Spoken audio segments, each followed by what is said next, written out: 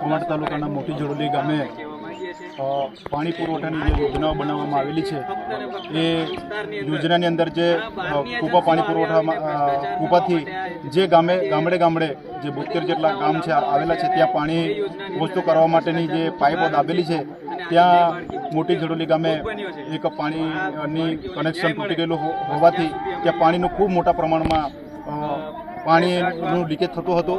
ત્યારે મોટી જોડોલી ગામના ગુદરિયાભાઈ વેછણભાઈની 2 દીકરીઓ નાની એ દીકરીઓની આ પાણી પુરવઠાની બેદરકારીના કારણે આ તંત્રના બેદરકારીના કારણે આ ગટરની અંદર પડી જવાથી મૃત્યુ નિપજેલું છે।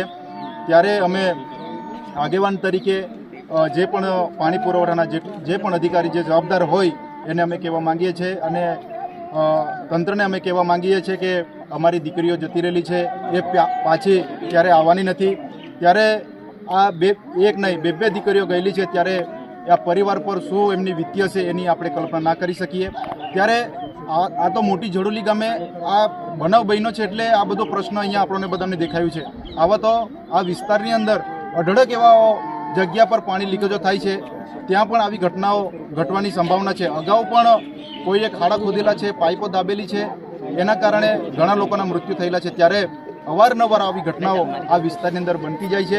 ત્યારે જે પણ જવાબદાર અધિકારી હોય એમને અમે કહેવા માંગીએ છીએ તાત્કાલિક ધોરણે આ મોટી જોડોલી ગામની અંદર જે 2 દીકરીઓના જીવ ગયેલા છે એમને તાત્કાલિક ધોરણે 1 કરોડ રૂપિયાની સહાય આપવી જોઈએ। જો આમ કરવામાં જે પણ સરકારના ધારાધોરણ મુજબ જે પણ સહાય મળશે એ તો મળશે, એ અમે રજૂઆત કરવાના છે। પણ આ કંપની દ્વારા જો ભીનું સંકેલવાની ઉલેચવાની જો હાથ અદ્ધર કરવાની જો વાત કરશે, આ જોડોલી ગામના લોકો એટલા જ આજે ઊભા થયેલા છે। આખા ગામના લોકોને ટોળામાં બધા ગામના લોકોને ભેગા કરીને ત્યાં અમારા ન્યાય માટે આ 2 દીકરીઓના જીવ ગયેલા છે એના માટે અમારે ન્યાય મેળવવા માટે અમારે ત્યાં આવવું નહીં પડે। એટલે જે પણ પાણી પુરવઠાના જે પણ અધિકારી હશે એ તાત્કાલિક ધોરણે અહીંયા આવે, જ્યાં સુધી આવશે નહીં ત્યાં સુધી આ 2 બાળકીની લાશો અમે ઉઠાવવાના નથી।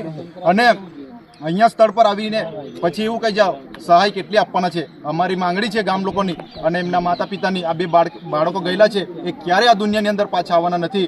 ત્યારે જે પણ પાણી પુરવઠાના અધિકારીઓ છે સ્થળ પર આવે અને તો જ અમે આ લાશને અમે અહીંયાથી ઉઠાવવાના છે। અમારી માંગણી ને લાગણી ગામના લોકોની એવી છે કે 1 કરોડ રૂપિયા આ દીકરીના પરિવારને આપે એવી અમે ગ્રામજનો વતી અને આગેવાનો વતી બધા જ આગેવાનો અહીંયા આવેલા છે।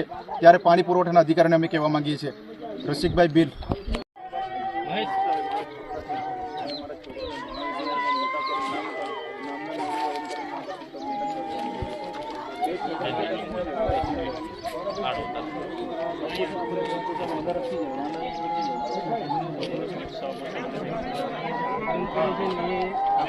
આપણે બી છોકરા છે એટલે આપણને બી કેટલી લાગે છે।